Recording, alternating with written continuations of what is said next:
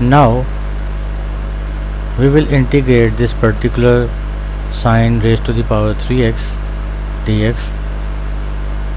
But how we will integrate this function? Whenever we have sine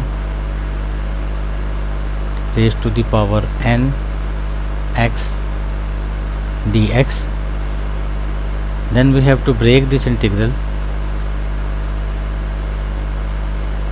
in this format: n minus 1 x dot sine of x dx.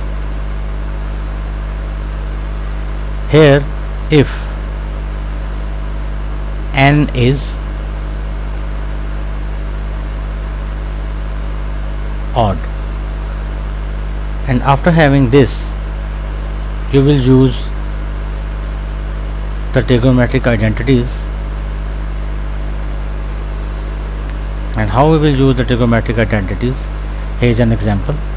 Since here n is equal to 3, so n is odd, so we will break the power in this way.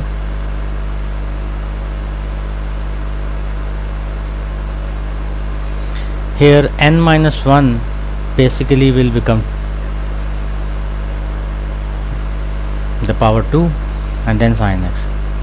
Now you can easily use the trigonometric identity just like that. We have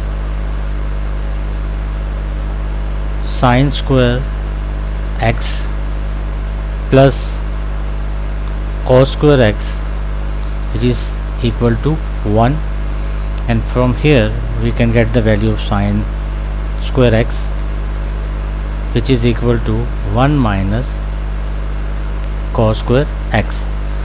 Now we can use 1 minus cos square x instead of sine square x in this particular form. So 1 minus cos square x dot sine x dx. Now simplify the brackets. Sine x dx minus cos square x sine x dx.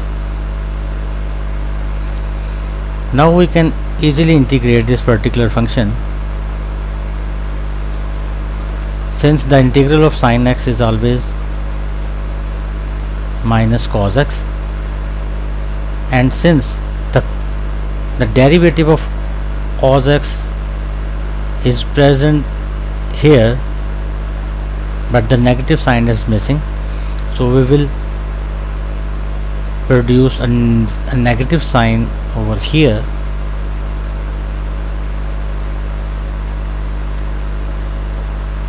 and since we have used the negative sign over here, so we will use the negative sign over here too. So this will become plus, and finally we will get the following. The integration of this particular function is given in front of it, so we will use the power rule: cos cube x by 3 plus c. We have used this particular formula.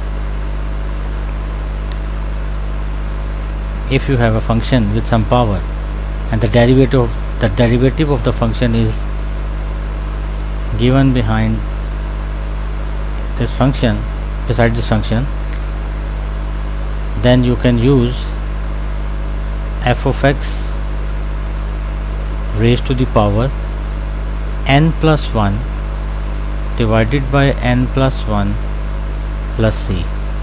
So this is the reason we have used this particular formula.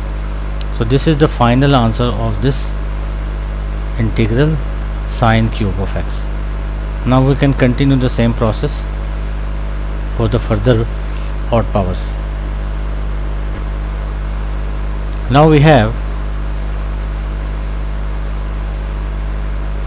sine raised to the power 5x dx. So what we will do, obviously we will break its part. Sine 4x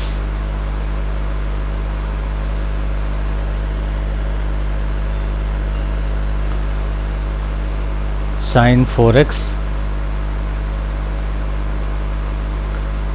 sin x dx, and then we will use the same identity, sine square x is equal to 1 minus cos square x.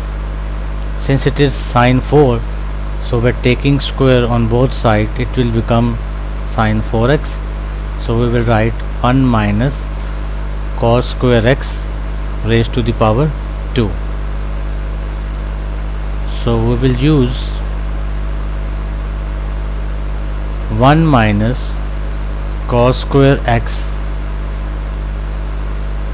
raised to the power 2 into sine of x dx.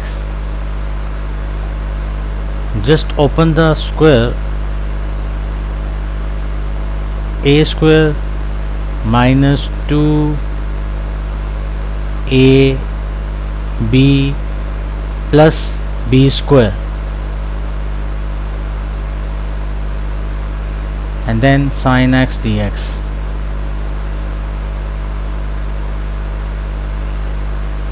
Now just open the brackets, so it will become sin x dx minus 2 cos square x sin x plus dx plus cos 4x sin x dx. Now you can easily integrate these particular integrals. The integral of sin x is always minus cos of x. We will apply the power rule. Since the minus sign is missing, so this sign will be the positive sign, and you can introduce negative sign over here to solve the question. And if you apply the negative sign over here, so this should be plus 1, plus 2 obviously. So we will use the power rule, cos cube x divided by 3 plus, and similarly the negative sign is missing over here, so this plus sign will become the negative sign. So we will use the power rule, cos 5x by 5 plus 8.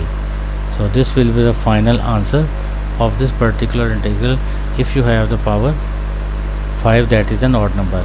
So whenever you have an odd power of the function of sine only, then you can break the power like this way. So just take out of one sign from the power, from the overall function, and then you have left with the even power of sine. Whenever you have the even power of sine, you can use this identity, and if the power is 4, then you can take again the square of this particular function identity. If the power is 6, then you just take the cube of this particular function and continue the same process. Ultimately at the end you can easily get the final answer.